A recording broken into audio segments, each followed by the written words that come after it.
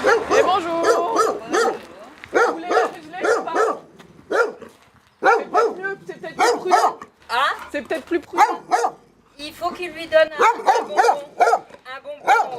au monsieur. Je les ai.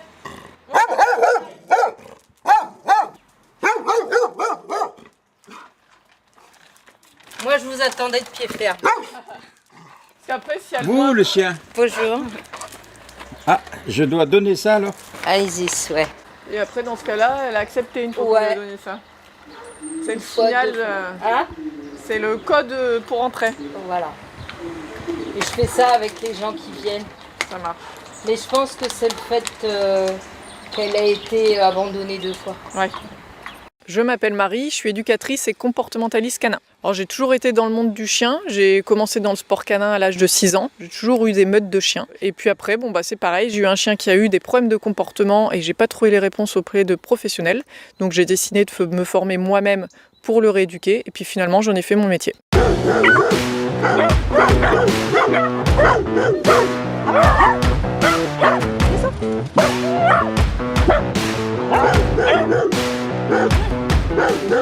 Moi, j'aime beaucoup déjà la relation, qu'une relation de confiance s'instaure en fait entre le vétérinaire et l'animal.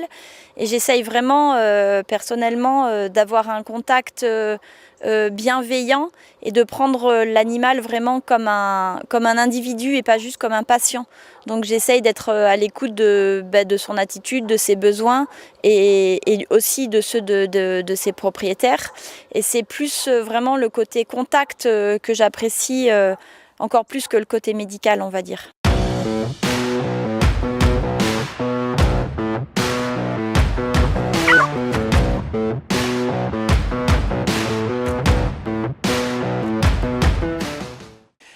Qu'est-ce qui vous amène justement à recommander des comportementalistes pour les animaux? Quand on pose déjà des questions, qu'on voit l'attitude du chien en consultation, en fait, vous allez avoir différents types. En fait, un chien, par exemple, qui est agressif, l'agressivité, en fait, finalement, c'est un symptôme, mais ça peut masquer plusieurs maladies, maladies ou affections un petit peu psychologiques. Donc, soit il y a de la peur, il y a de la crainte. C'est souvent lié avec un passé qui est peut-être un petit peu difficile, un problème de compréhension. En fait, l'humain ne comprend pas son chien, le chien ne comprend pas son humain. Et du coup, nous, notre rôle, c'est essayer de comprendre et de voir ça en consultation en disant ok, mais là, si ce chien il est agressif, mais en fait il n'est pas fou, il n'est pas dangereux, il est dangereux si, parce que s'il veut mordre, bien sûr qu'il est dangereux, mais je veux dire, c'est pas inscrit en lui, et il y a peut-être un travail à faire, et je pense que notre travail il est là, c'est de voir ça et de se dire ok, mais moi je pense qu'on peut trouver une solution et qu'on peut résoudre ça à partir du moment où on sait qu'on va pouvoir travailler avec quelqu'un de confiance, et si les propriétaires bien sûr sont motivés pour le faire.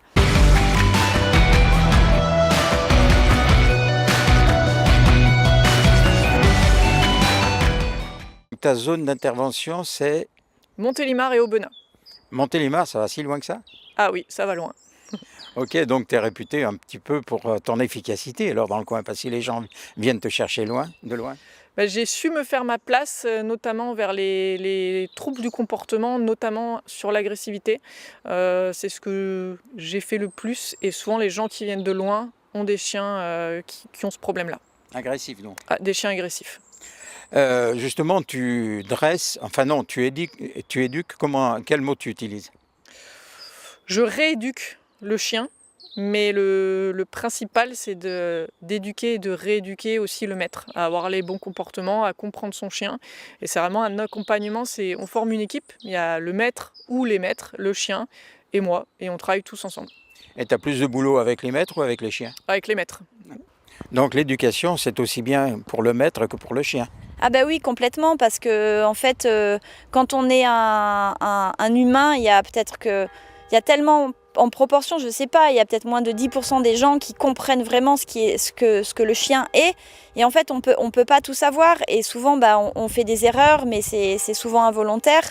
Et en fait, il y a tellement de choses à apprendre sur le bien-être du chien, sur ce dont le chien a besoin au quotidien pour être équilibré. Et ça, ça s'invente pas. Et c'est vrai que c'est très important de prendre des conseils auprès d'un professionnel. Et c'est pour ça aussi que nous, notre rôle, c'est de conseiller. Et quand on sent nos limites, et te dire, ok, je connais quelqu'un qui pourra vous apprendre encore plus que moi. Ok, au canet. Allez. Oui. Oui.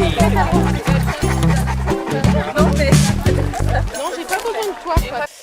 J'ai le cas d'un gros berger allemand très gros, il devait faire 50 kg, qui s'appelait Oslo. La première fois que je l'ai vu, les gens m'ont dit je vous préviens, il est très compliqué, on le sort jamais de la maison parce qu'il est agressif envers tout le monde, les humains, les chiens. Mais voilà, on voudrait vraiment reprendre les vaccins et tout ça. Je n'ai pas réussi à le vacciner, le chien, parce qu'il voulait pas monter sur la table, il grognait et tout. Donc là, je leur ai parlé de Marie. Au début, ils m'ont dit oui, mais on a déjà vu 2 comportementalistes, ça n'a jamais marché et tout ça. Et je dis non, mais sérieusement, essayez de l'appeler, rencontrez-la et puis on en reparle.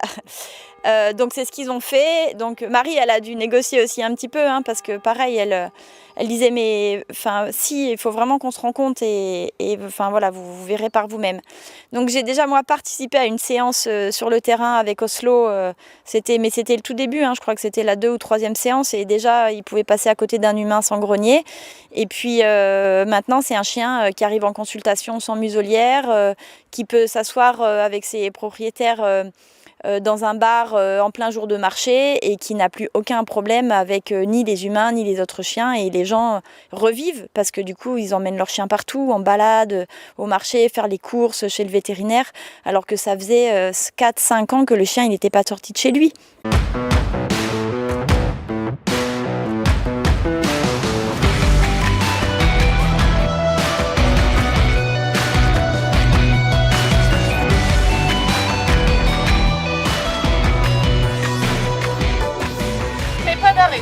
Tu marches, tu t'arrêtes pas. Si elle m'agresse pas, tu récompenses. Récompense. C'est bien.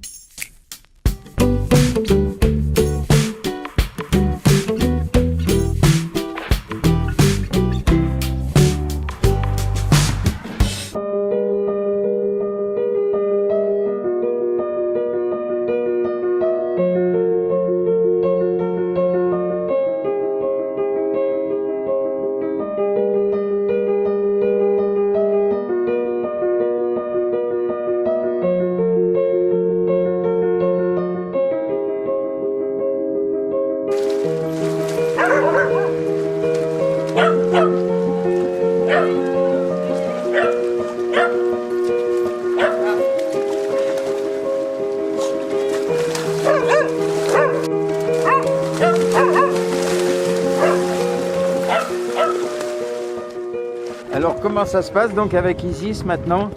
Ça se passe très bien. Elle est super géniale, elle agresse personne. Maintenant, Isis, elle aime tellement aller se balader avec les autres chiens qu'elle réclame quand elle voit des chiens, elle veut y aller, elle veut aller se promener. Dès que je la mets en voiture, elle croit qu'elle va aller se balader et elle est déçue. Et quand je sors pas et que je l'emmène pas, elle fait la gueule. Ah ouais, non mais ça a changé sa vie. Marie, t'as changé la vie. Qu'est-ce que j'ai fait avec mon chien? En fait, il avait tendance à attaquer les autres chiens. Quand je partais en promenade, j'étais obligée, chaque fois que je voyais un autre chien, de le rattraper et de l'attacher. Parce que sinon, il avait de temps en temps, il attaquait les gens aussi. Ouais. C'était plus rare, mais ça arrivait. Et maintenant, il est avec tous les autres, avec les gens, et il ne fait vraiment plus rien, quoi. Il est vraiment... Et au bout de combien de séances? Je dirais que ça a été fini après 5 séances.